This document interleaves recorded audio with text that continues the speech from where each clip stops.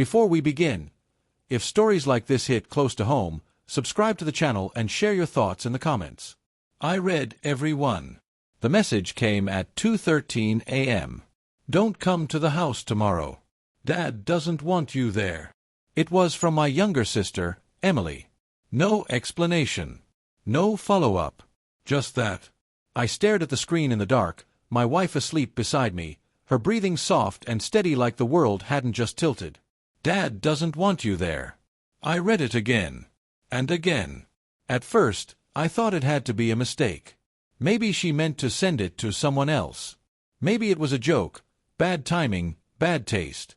I typed back, "What are you talking about?" No response. That was the first crack. By morning, the message still sat there, unanswered. I called Emily, straight to voicemail. I called Dad, same thing. That never happened. My dad was the kind of man who picked up on the second ring, even if he didn't want to talk. Especially if he didn't want to talk. I sat at the kitchen table, coffee going cold in my hands, trying to piece together something that made sense. "Everything okay?" my wife, Laura, asked, tying her hair back as she walked in. I forced a shrug. "Yeah. Just family stuff." She gave me that look, the one that said she didn't believe me but wasn't going to push. I wish she had. The truth is, things had been off for a while. Subtle at first. Dad missing our usual Sunday calls.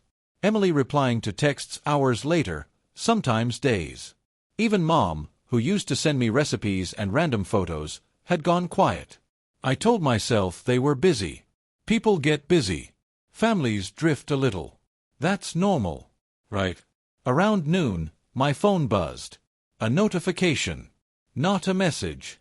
A news alert. Local man wins $18 million lottery jackpot. There was a picture. I didn't even need to read the name. It was my dad. Smiling wider than I'd seen in years, holding an oversized check like something out of a commercial. I felt something twist in my chest. Surprise, sure, but something else too. Something heavier. I immediately called him. This time, he picked up. "Hey, Dad. I'm busy right now," he cut in.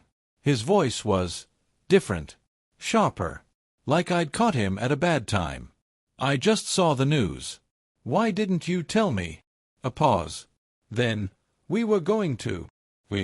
Going to?" I repeated. "Emily texted me last night telling me not to come over." "What's going on?" Another pause. Longer this time. Then he sighed. "Look, it's complicated." "Complicated how?" "You win the lottery and suddenly I'm not welcome in your house." "It's not like that." "Then what is it like, Dad?" His tone hardened. "I don't have time for this right now."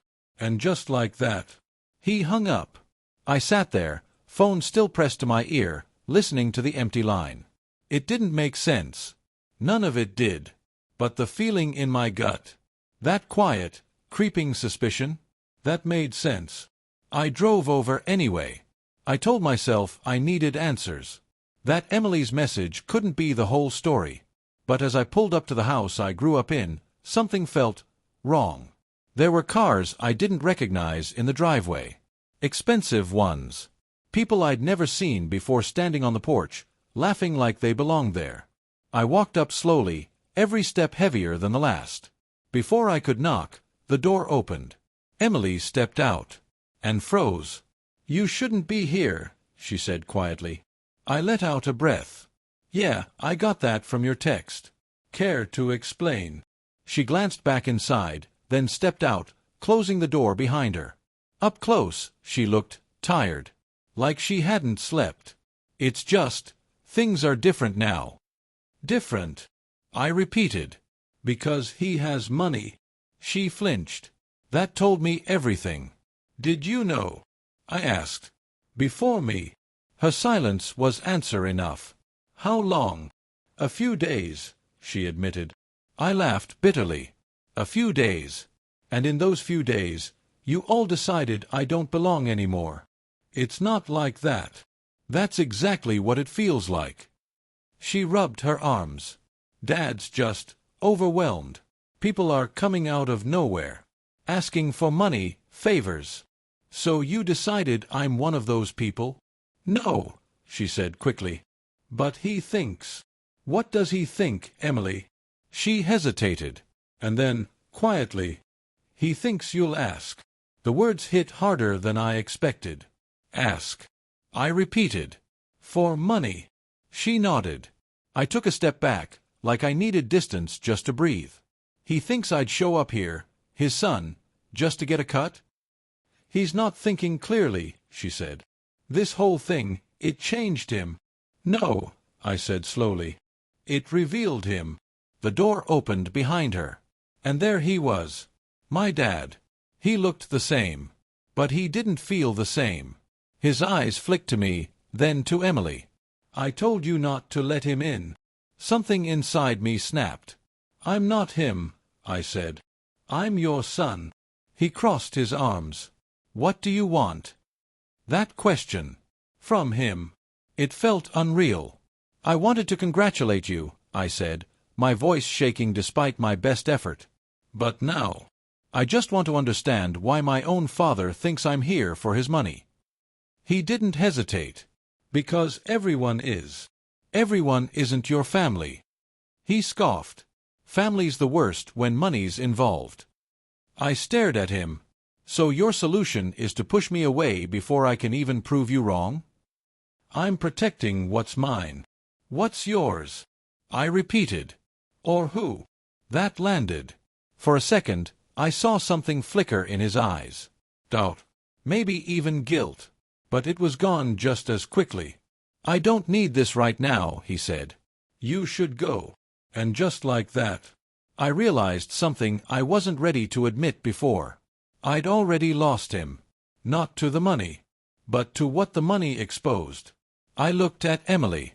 She couldn't meet my eyes. And that hurt almost as much.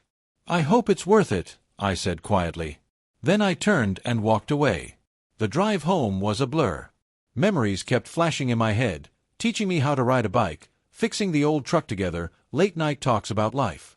All of it felt tainted now, like I'd been remembering someone who didn't exist anymore. Or maybe never did. When I got home, Laura was waiting. She didn't ask questions. She just hugged me.